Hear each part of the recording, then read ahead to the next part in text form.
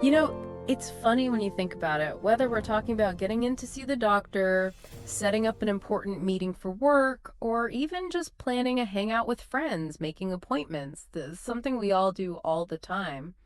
And being able to do it smoothly in English, well, that can sometimes feel like a whole other challenge. Yeah, absolutely. It's kind of like there's that little bit of pressure, right? Right? Like you want to make sure you're coming across clearly and getting everything right. Totally. It's kind of funny, right? Because it seems so basic, but then you think about it and it can get a little tricky sometimes, especially if English isn't your first language. Exactly.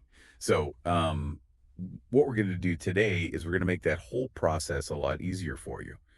We're going to dive into a really practical resource called Sanasoy Ate. It comes from the Learn, Speak, and Soar English podcast.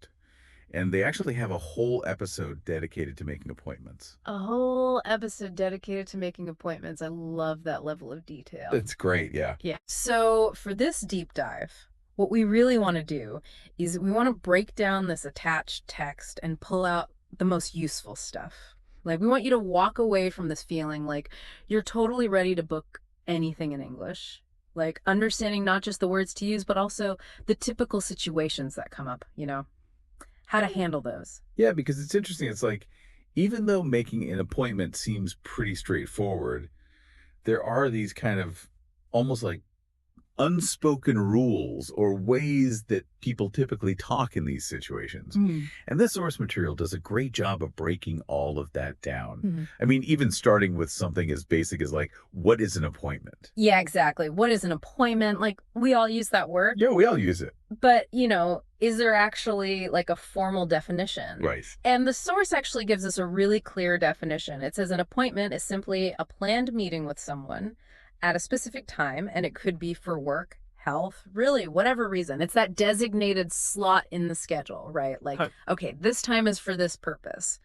Yeah. It's like a reserved chunk of time for a specific thing. Exactly, yeah. Okay, so we know what an appointment is. Now, how do we go about getting one? How do we actually start that process of asking for an appointment? And the source gives us some great phrases for this. Yeah, it does. It gives us some like really solid starting points. Like one of them is, I'd like to make an appointment with name. That's a very direct way of saying what you want, right? Right, straight to the point. And then there's another one that's, can I book a meeting for daytime? That's useful if you already have a specific day and time in mind. And then if you're a bit more flexible, they suggest, is day available for an appointment? Oh, that's a good one. Like, Yeah, if you're open to a few different options, exactly. Yeah. those are really, really good starting points. And I think it's nice that they give you different options depending on like how specific you are or how flexible your schedule is. But, to really see these phrases in action, it's super helpful to have an example, right? Like, how would this actually play out in a real conversation?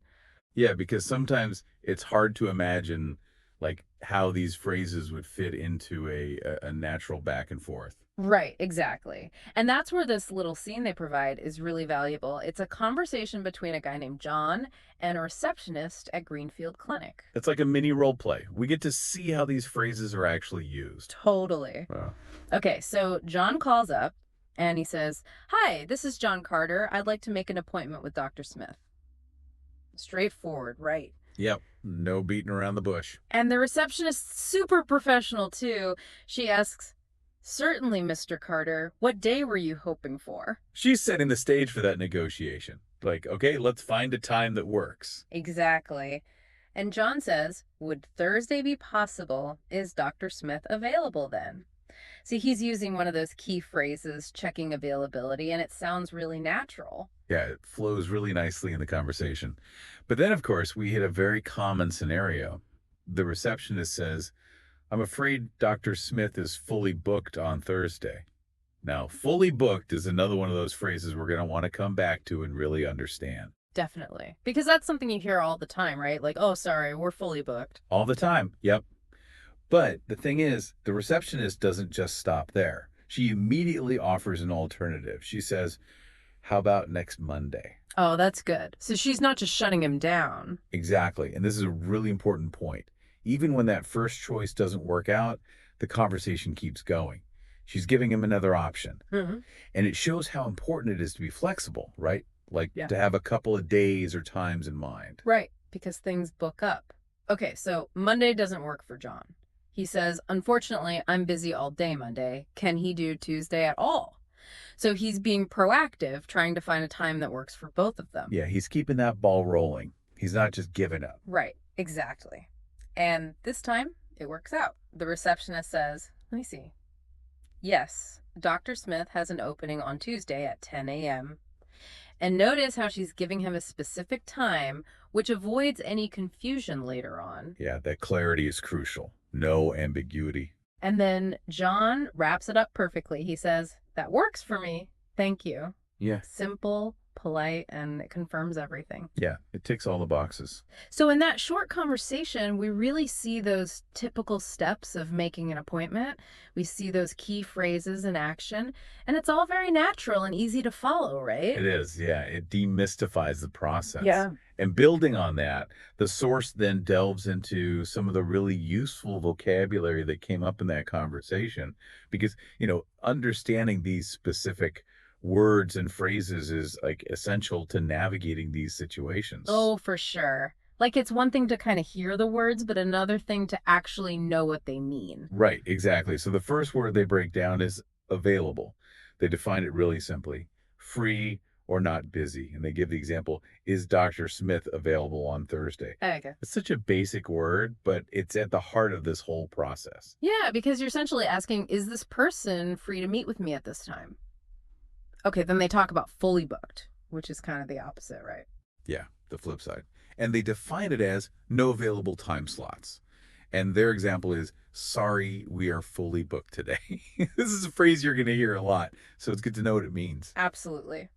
Okay, then they talk about schedule an appointment, and they define that as to plan a meeting or visit.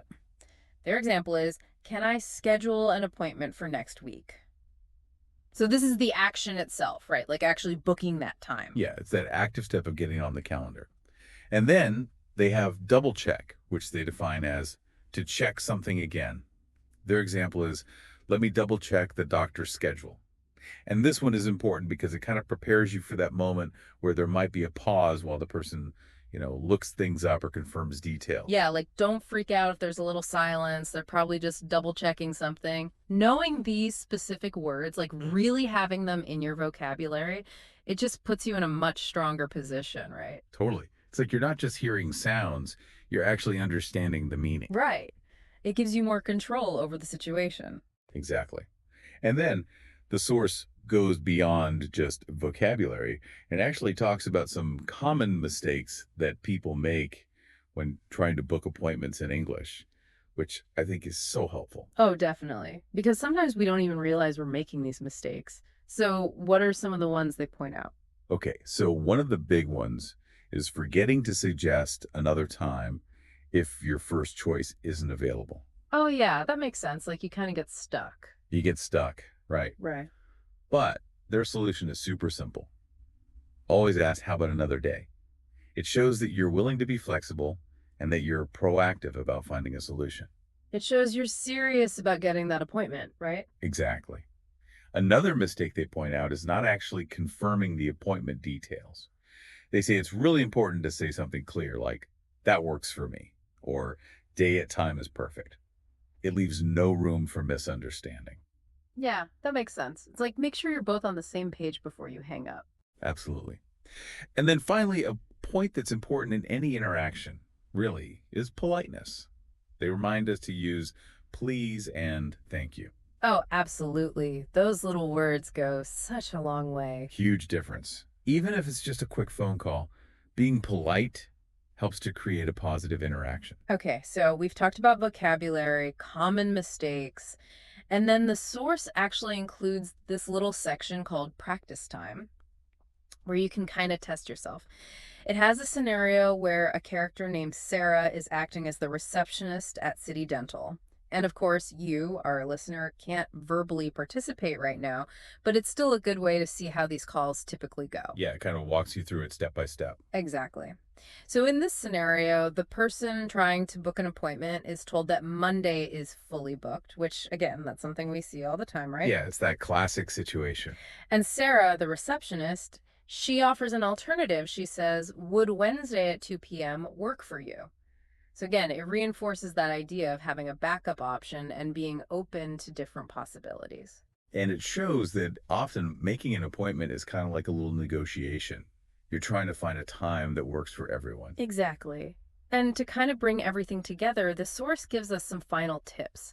Like, if we had to boil it down to the most important things to remember, these are it. The key takeaways, right? The Yeah. essentials. Yeah, exactly. Okay, so tip number one, be clear when you're asking for an appointment. Don't be vague. Don't beat around the bush. Just say what you need. Yeah, clarity is key. The person on the other end needs to understand what you're looking for right away. Okay, tip number two, have a backup plan. If your first choice isn't available, be ready with another day or time that could work. Like we said, flexibility is so important, and it shows that you're prepared and organized. And finally, tip number three, always confirm the date and time before you end the call. Make sure everyone's on the same page. It's that final check to prevent any confusion later on. These three tips, they seem simple, but honestly, they can make such a big difference. So we've covered a lot in this deep dive. We talked about what an appointment is, those key phrases for getting started, that real life example, all that essential vocabulary, common mistakes, and some really practical tips. And if you think about it, what you've really gained here is not just a bunch of phrases to memorize. You've gained a deeper understanding of how these interactions typically work. Right. It's like you're more prepared, more aware of the process. Exactly. And that's what builds confidence. Absolutely. Our goal was to equip you, our listener, with the tools to handle these situations confidently. Like now you understand those key phrases, what it means to be fully booked, that importance of offering alternatives, confirming details, being polite. You've got it all. So here's something to think about as we wrap up. Mm, The next time you need to make an appointment, see if you can consciously apply some of these things we've talked about. yeah, even if it's just one or two things, like notice how it impacts the interaction, how it makes things smoother. Thanks for joining us for this deep dive into making appointments. We'll catch you next time.